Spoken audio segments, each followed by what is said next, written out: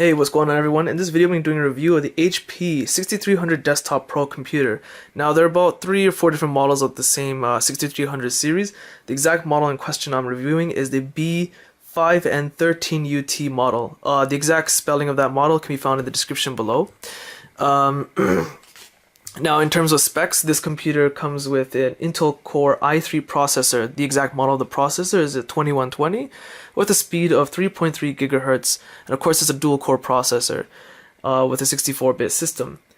Included in the desktop, of course, is 4 gigabytes of DDR3 RAM, a 500 gigabyte hard drive with 7200 RPM, Windows 7 Professional, and of course the graphics are integrated. They're Intel HD 2000 graphics, a DVD burner, and a power supply with 240 watts maximum. So out of the box you get your desktop, very generic mouse, and of course a very generic HP keyboard, and of course the power wire, which is not here, but a power wire to connect to your power outlet. You'll notice that it's not your typical desktop casing. It rests horizontally, and it's actually a lot smaller than your generic PC tower. So even though it rests horizontally, it's still a lot smaller. Now that the specs are done, let's move on to this physical aspect of the desktop computer. Obviously the DVD burner is at the front. You'll notice that the power button is located here, very easy and accessible. You have 4 USB ports here, 2 headphone jacks, and one of them seems to be sharing a microphone symbol. I've never seen that before, but it's very easy to locate at the front of the computer. In terms of the USB ports, they're actually more at the back, which I'll show you just now, but there are 4 USB 3.0 slots, 6 USB 2.0 slots, so you have a total of 10 USB ports to play with. Now moving on to the back, you have your fan from your power supply, your power outlet input port. Here's the other USB ports I was telling you about, another 2 over here. So these are the 3 USB 3.0 ports, your Ethernet port, VGA port, and of course you do have a display port as well. Mouse and keyboard, you can plug in here or obviously in your USB ports. You have audio out and audio in ports. Now in terms of like opening up the PC itself, it's fairly easy. All you do is lift up this flap and lift up, and then you have access to the inside. So moving along to the inside of the PC, it's very hard to upgrade and customize considering that the tower itself is small, but again, this is like your generic motherboard anyway, so even then, if the tower was bigger, upgrading it is still a bit of a hassle. Moving on to the PCI slots, basically you have a 116x PCI slot, so you can put like a video card or something if you want in here. You have 2 1x PCIe slots, these 2 over here, and of course you have a regular PCI slot. If you move on to the RAM, it's very difficult for me to show you, but you can see there's a white port here, one here, a black one, and another black one is currently being used. So as I mentioned, there's 4 gigs that come straight with it, this one stick here. You have another 3 available, with a total expansion option of 32 gigabytes of RAM. Now according to the specs of this device, it does say it has 2 slots for 3.5-inch bays.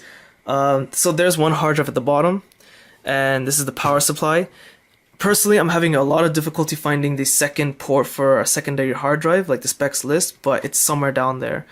And of course, there you have your DVD burner. So let's do a roundup of the PC, shall we?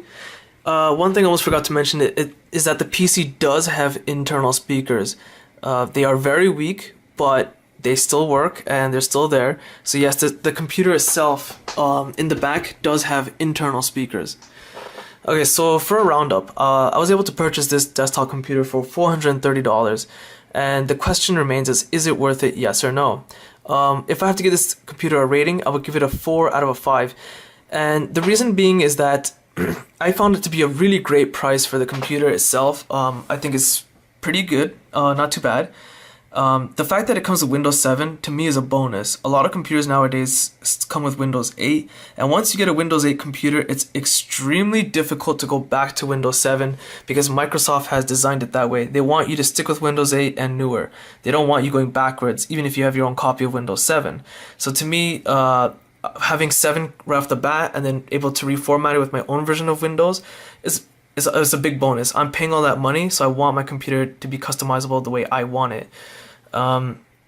The cons, however, is that, as mentioned, it's a smaller form factor the desktop tower is a bit smaller, so it makes it extremely difficult to upgrade. So even if you put a video card in it, a lot of the video cards simply might not even fit for that matter. So it's still a great PC. It's 4 out of 5 stars. But the other question remaining for a lot of people is it right for you? Well, that depends on what you're trying to do. If you're planning to do some very process intensive things like video editing, playing video games, this computer is not for you. In fact, you should not even buy an i3 computer. You should buy i5 or higher. I personally recommend i7 for that matter, simply because it'll last longer. An i3 computer, such as the one I purchased, is great for a person who does like office work. If you're a university student, you do research on the internet, even just like a media device. It plays 1080p videos with no problem at all. It's very quick, very responsive. So it's good for a day-to-day use, but anyone who's planning to do some very processor-intensive work, get something faster. So that's my review of the 6300 desktop computer. If you found this video useful, check out my website in the description below. Hit the like button, it does help. Subscribe, and thanks for watching.